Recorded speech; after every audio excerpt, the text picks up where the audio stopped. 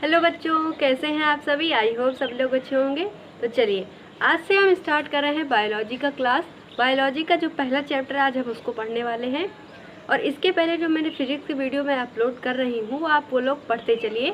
जैसे ही physics complete हो जाता है उसके बाद हम क्या करेंगे, फिजिक्स के न्यूमेरिकल लगाएंगे। न्यूमेरिकल ख़त्म हो जाएगा और यहाँ बायो का थोड़ा आगे पोर्शन बढ़ जाएगा। साथ साथ फिर हम क्या कर देंगे, केमिस्ट्री भी पढ़ना चालू कर देंगे। ठीक है बच्चों। और उसी के साथ साथ जो बहुविकल्पीय प्रश्न होते हैं वो मैं सीरीज़ आपके लिए अलग अलग सब्जेक्ट का लेके आऊँगी। फिजिक्स का अलग, बायो का अलग, केमिस्ट्री का अलग। तो तीनों अलग अलग आप उसको पढ़ लीजिएगा। उसके बाद हम क्या करेंगे, क्वेश्चन की प्रैक्टिस करना शुरू कर देंगे। ठीक है, चलिए वीडियो को स्टार्ट करते हैं। अगर आपने पिछली वीडियोस नहीं देखी हैं फिजिक्स की तो उसको फटाफट से शाम को 4 बजे वीडियो अपलोड होता है, वो देखिए। और ये जो बायोलॉजी का क्लास है ये आपका टाइमिंग रहेगा शाम को 7:30 बजे।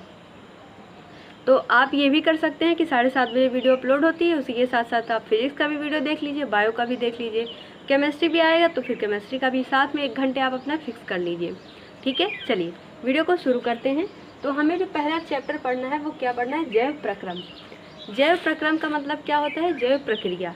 मतलब क्या है कि जीवों में क्या प्रक्रियाएँ होती हैं उसके बारे में हमको पढ़ना है। ठीक है, मतलब जैव का मतलब होता है जीव और प्रक्रम का मतलब होता है प्रक्रिया।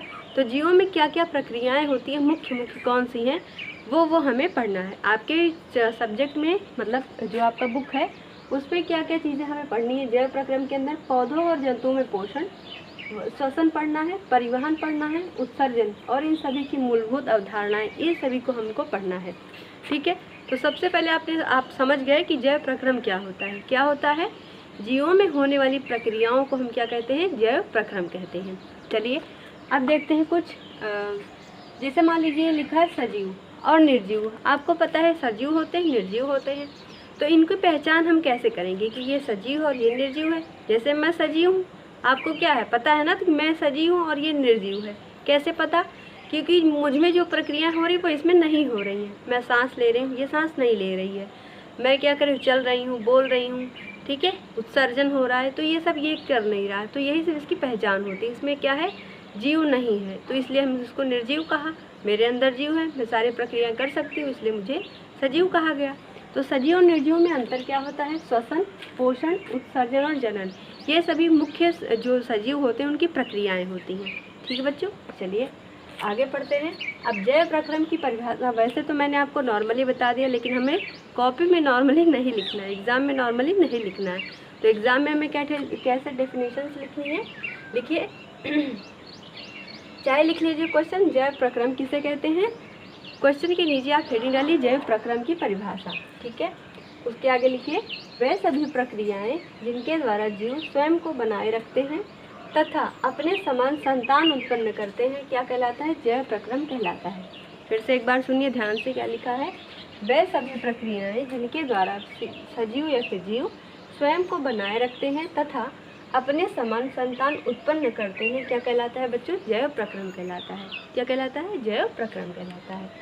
ठीक है, अब ये जो शरीर की हमारी जो क्रियाएं होती हैं, है ना, जो अभी हमने ऊपर पढ़ा, श्वसन, पोषण, तो इन सभी का जो अध्ययन होता है इसको क्या कहते हैं। इंग्लिश में इसको कुछ तो कहा जाता होगा ना, उसको कहते हैं फिजियोलॉजी। क्या लिखा है, शरीर क्रिया विज्ञान का अध्ययन, ये क्या कहलाता है, फिजियोलॉजी कहलाता है। कई बार आपसे इंग्लिश में जब आप इंग्लिश पोर्शन पढ़ेंगे तो वहाँ पर 1 वर्ड सब्स्टिट्यूशन आपसे पूछा जाता है ना। तो 1 वर्ड सब्स्टिट्यूशन में वहाँ पर ये ऐसी चीज़ें पूछी जाती है। तो इसलिए मैं साथ साथ में ऐसी चीज़ें बताती चलूँगी आपको, ताकि आपको एक जीके टाइप का नॉलेज भी पता रहे। और आप अपने साथियों से पूछ भी सकते हैं कि बताओ ऐसा क्या होता है, तो उससे पूछने में इंटरेस्ट बढ़ता है, आपका भी उसका भी बढ़ेगा।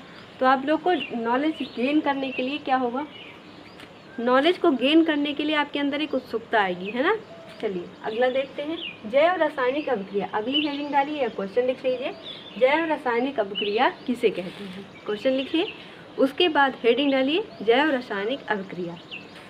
जीवों में होने वाली रासायनिक अभिक्रिया को क्या कहते हैं, जैव रासायनिक अभिक्रिया कहते हैं। डेफिनेशंस बहुत आसान है, मैं पूरी कोशिश अपनी करती हूँ कि आपको बहुत आसान शब्दों में समझा दिया जाए ताकि आपको तुरंत समझ में आ जाए।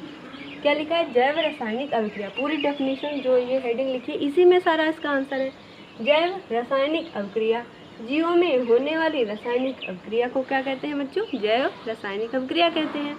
अब ये जैव रासायनिक अभिक्रिया भी, इसके भी टाइप्स होते हैं। तो अगला हेडिंग डालिए जैव रासायनिक अभिक्रिया के प्रकार।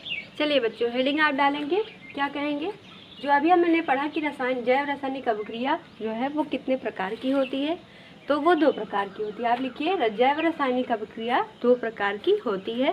पहला हेडिंग डालिए अपचयी अभिक्रिया और दूसरा डालिए उपचयी अभिक्रिया। देखिए नीचे लिखिए जैव रासायनिक अभिक्रिया 2 प्रकार की होती है, पहला नंबर अपचयी, दूसरा नंबर उपचयी। एक ही लाइन में 1-2 करके लिखिए। फिर उसके नीचे हेडिंग डालिए अपचयी अभिक्रिया। ठीक है, अब अपचयी अभिक्रिया में क्या होता है जटिल कार्बनिक अणु का सरल अणुओं में टूटना क्या कहलाता है, अपचयी अभिक्रिया। यहाँ पे जैव रासायनिक नहीं होगा, अपचयी होगा। क्या होगा, अपचयी। ठीक है, अपचयी अभिक्रिया कहलाती है। क्या कहा गया है, जटिल कार्बनिक अणु का, जैसे मान लो एक ये है जटिल कार्बनिक अणु, इसका जो है छोटे छोटे टुकड़ों में टूट जाना, यही क्या कहलाता है, जैव रासायनिक अपचयी अभिक्रिया कहलाती है। ठीक है, चलिए अगला देखिए उपचयी अभिक्रिया क्या होती है। हेडिंग डालिए उपचयी अभिक्रिया, उसके आगे लिखिए सरल कार्बनिक अणुओं से जटिल अणुओं का संश्लेषण होता है। यही जो क्रिया है या फिर यही जो अभिक्रिया है उसे हम क्या कहते हैं बच्चों, उपचयी अभिक्रिया कहते हैं। क्या कहते हैं, उपचयी अभिक्रिया। उसमें जटिल कार्बनिक अणु से सरल में परिवर्तित हो रहा है और उपचयी में क्या हो रहा है, जटिल सरल से जटिल बन रहा है। ठीक है, तो इसका एग्जाम्पल लिख लीजिए, उदाहरण ऐसे लिखिए, उदाहरण प्रकाश संश्लेषण, वसा, प्रोटीन आदि का संश्लेषण, यही कहलाता है उपचयी अभिक्रिया। इसमें क्या होता है, सरल कार्बनिक अणु से जटिल में वो परिवर्तित हो रहा है। ठीक है, चलिए अगला जो हेडिंग डालेंगे आप क्वेश्चन लिखेंगे पोषण किसे कहते हैं। क्या है बच्चों, पोषण किसे कहते हैं। तो लिखिए पोषण की परिभाषा या फिर लिखिए पोषण की परिभाषा, मतलब पोषण की परिभाषा हेडिंग डालिए, उसके अंदर लिखिए जीवों द्वारा भोजन या पोषक तत्वों को ग्रहण करने की क्रिया जो है उसी को हम क्या कहते हैं बच्चों, पोषण कहते हैं। क्या कहते हैं, जीवों द्वारा भोजन या पोषण तत्वों को ग्रहण करने की जो क्रिया है उसी को हम पोषण कहते हैं। तो पोषण की आवश्यकता हमें क्यों है, क्या ज़रूरत है हमें पोषण लेने की, तो अगली हेडिंग आप डालिए पोषण की आवश्यकता। चलिए बच्चों अब देखिए पोषक तत्वों की हमें आवश्यकता क्यों होती है। जैसे अगर मान लीजिए आप क्या करते हो, कभी जैसे आपके घर में मम्मी लोग हैं, आपकी बहन है, वो व्रत रखती हैं, तो क्या होता है जैसे मान लीजिए बिना खाना पीने वाला व्रत रखना है, तो जिस दिन वो व्रत रखेंगे उनके साथ क्या होगा, उनके शरीर में बिल्कुल एनर्जी नहीं रहेगी, बिल्कुल एनर्जी लेवल डाउन रहेगा। तो इसलिए हमें पता चलता है कि हमें उसकी आवश्यकता क्यों है, अपने शरीर को स्वस्थ रखने के लिए, अपनी जो क्रियाएं उनको सुचारू रूप से चलाने के लिए क्या होता है, हमें पोषक तत्वों की आवश्यकता होती है। तो क्या लिखा गया है, हेडिंग डालिए पोषक तत्वों की आवश्यकता। हेडिंग के आगे लिखेंगे समस्त जैविक प्रक्रियाओं को सुचारू रूप से चलाने के लिए सभी जीवों को ऊर्जा की आवश्यकता होती है। क्या बोला गया है, जैसे अभी मैंने आपको बताया कि क्या होता है, जैसे हम कोई काम कैसे कर सकते हैं, जब हमारे शरीर में एनर्जी रहेगी तभी तो हम काम कर सकते हैं। तो इसीलिए हमें क्या होता है, पोषक तत्वों की आवश्यकता होती है। समस्त जैविक प्रक्रियाओं को सुचारू रूप से चलाने के लिए सभी जीवों को ऊर्जा की आवश्यकता होती है। अब लिखिए, अब जैसे हमने हो गया तो ये पोषक तत्वों की आवश्यकता हमें क्यों है तो हमने पढ़ लिया, लेकिन पोषक तत्व होते क्या हैं वो तो हमने नहीं पढ़ा। तो चलिए अब जान लेते हैं कि पोषक तत्व क्या होते हैं। तो हेडिंग डालिए पोषक तत्व। लिखिए भोजन के मुख्य 5 पोषक तत्व होते हैं। पहला नंबर कार्बोहाइड्रेट, दूसरा वसा, तीसरा प्रोटीन, चौथा विटामिन, पांचवा जल तथा खनिज लवण। ठीक है, अब इसमें हमें पढ़ना है कार्बोहाइड्रेट। तो कार्बोहाइड्रेट क्या होता है, कार्बोहाइड्रेट में ध्यान से इसका नाम सुनिए, कार्बोहाइड्रेट, हाइड्रेटेड, हाइड्रेट का मतलब समझ आ रहा है क्या होता है, जल, जल में क्या होता है हाइड्रोजन, जल का फॉर्मूला क्या होता है, पानी का फॉर्मूला होता है H2O, तो इसमें क्या है ऑक्सीजन है, हाइड्रोजन है। अब उसके आगे क्या लिखा, हाइड्रो हो गया, और उसके आगे लिखा कार्बो, कार्बो का मतलब क्या समझ रहे हैं, कार्बन। तो कार्बोहाइड्रेट में क्या होता है, कार्बन, हाइड्रोजन और ऑक्सीजन। तो यहाँ पे देखिए लिखा हुआ है कि जो कार्बोहाइड्रेट है वो कार्बन, हाइड्रोजन, ऑक्सीजन से मिलकर बना होता है। इसके आगे लिख लीजिए जो कार्बोहाइड्रेट है वो कार्बन, हाइड्रोजन, ऑक्सीजन से मिलकर बना होता है, मिलकर बना होता है। अब आप भी तो किसी से पूछ सकते हैं ना कि कार्बोहाइड्रेट में कौन कौन सी चीज़ें होती हैं, किस चीज़ से मिलकर बनता है कार्बोहाइड्रेट, है ना। बहुत इंटरेस्टिंग क्वेश्चन है, बस आप बहुत ध्यान से धैर्य बना के आप पढ़ेंगे, बहुत कुछ आपको मैं सिखाऊंगी, बस ध्यान से आपको पढ़ना है। अब आपको पता चल गया कि कार्बोहाइड्रेट में क्या क्या होता है, कार्बन, हाइड्रोजन और ऑक्सीजन। जैविक कार्यों के लिए अब देखो, कोई गाड़ी है, उसमें क्या होता है मेन चीज़, पेट्रोल। जब तक उसमें पेट्रोल नहीं रहेगा वो कैसे चलेगी, नहीं चलेगी। तो जो कार्बोहाइड्रेट है वो हमारी बॉडी के अंदर वही चीज़ का काम करता है। अब ये है नहीं कि वो पेट्रोल है हम उसको पी ले रहे हैं, ऐसा नहीं है। देखो क्या लिखा गया है, जैविक कार्यों के लिए इनका प्रयोग कोशिकीय ईंधन के रूप में होता है। जैसे गाड़ी में तेल की आवश्यकता होती है, वैसे हमारे शरीर में भी किसी चीज़ की आवश्यकता होगी। तो हमारी बॉडी के लिए ईंधन का काम कौन करता है, कार्बोहाइड्रेट जो हैं वो करते हैं हमारी बॉडी में ईंधन का कार्य। ठीक है बच्चों। अब ये कार्बोहाइड्रेट भी दो प्रकार के होते हैं। कितने प्रकार के होते हैं, 2 प्रकार के। देखिए कार्बोहाइड्रेट 2 प्रकार के होते हैं। एक होता है सरल कार्बोहाइड्रेट, एक होता है जटिल कार्बोहाइड्रेट। इसमें भी सरल जटिल होता है। तो सरल कौन कौन से होते हैं, सरल में होता है ग्लूकोज और फ्रक्टोज आदि। ठीक है। और जटिल में देखो, कभी भी एग्जाम्पल लिखना तो हमेशा उसके बाद आदि लगा देना, क्योंकि आपको नहीं पता है कि केवल यही एक चीज़ है। जहाँ आपको पता है केवल एक ही चीज़ है, वहाँ पे आपको ये इत्यादि लगाने की ज़रूरत नहीं है। लेकिन जहाँ आपको नहीं पता है, अब जैसे मैंने यहीं पे लिखा सरल कार्बोहाइड्रेट, मैंने 2 चीज़ों का नाम लिखा, ग्लूकोज और फ्रक्टोज आदि। तो हमें नहीं पता कि सरल में और कौन कौन सी चीज़ें आ सकती हैं, तो हमने लिखेंगे इत्यादि। ठीक है। तो अब जटिल में कौन कौन सा आता है, जैसे आता है चावल, आलू, चावल, ये सभी आते हैं। ठीक है बच्चों। तो अब आपसे कोई, अगर आप किसी से पूछ भी सकते हो कि चावल में क्या पाया जाता है, मतलब पोषक तत्वों में चावल में क्या हमें मिलता है, वसा, प्रोटीन, विटामिन या कार्बोहाइड्रेट, ये सभी में से क्या मिलता है। आप अपने दोस्तों से सवाल कर सकते हैं। तो उनको अगर नहीं पता है तो आप उनको हेल्प करेंगे, उनको बताएंगे, चिढ़ाएंगे नहीं उन्हें। ठीक है। चलो, तो जटिल कार्बनिक यौगिक में आलू और चावल, एग्जाम्पल आदि। इसके आगे लिख लीजिए आदि, इसके आगे लिखिए आदि। हमें ऐसे ही अपनी कॉपी पर एग्ज़ाम में ऐसे ही जो है क्वेश्चंस के नीचे आंसर लिखने हैं, और आंसर बहुत अच्छे से लिखना। जैसे यहाँ पे लिखा, जैसे मैंने इसके पिछले बताया पोषण क्या होता है, तो जहाँ पे हमने लास्ट में लिखा कि इसे हम पोषण कहते हैं, तो जो पोषण लिखेंगे आप उसको हाईलाइटेड लिखेंगे। कैसे, नीले रंग से आप नीले पेन से क्या लिखेंगे आंसर, तो बीच में जहाँ पे लिखना है इसे हम पोषण कहते हैं, तो जो पोषण शब्द है उसको आप ब्लैक पेन से लिखें। इससे क्या होगा कि थोड़ा इफेक्ट अच्छा पड़ता है, नंबर अच्छे मिलते हैं। चलो, ये हमने पढ़ लिया कार्बोहाइड्रेट के प्रकार, सरल और जटिल होते हैं। कार्बोहाइड्रेट, वसा, प्रोटीन। अब चलो वसा के बारे में हम पढ़ लेते हैं। चलिए बच्चों पढ़ लेते हैं वसा क्या होता है।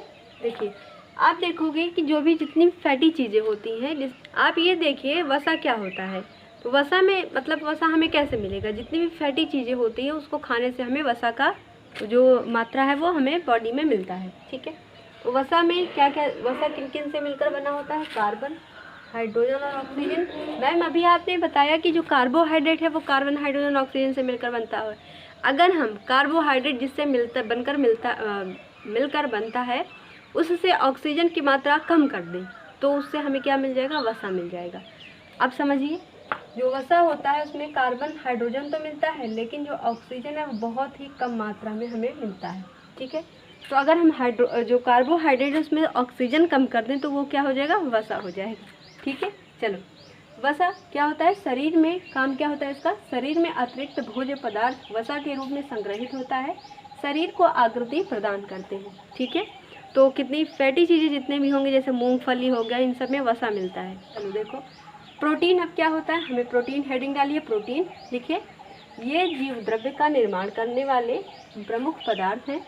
ये सभी प्रकार के एंजाइमों का निर्माण करते हैं, शरीर में हुई टूट फूट की मरम्मत करते हैं।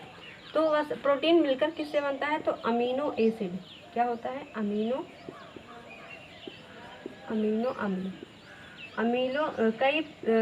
अम्ल का जब कई कण आपस में मिलता है तब प्रोटीन का निर्माण होता है।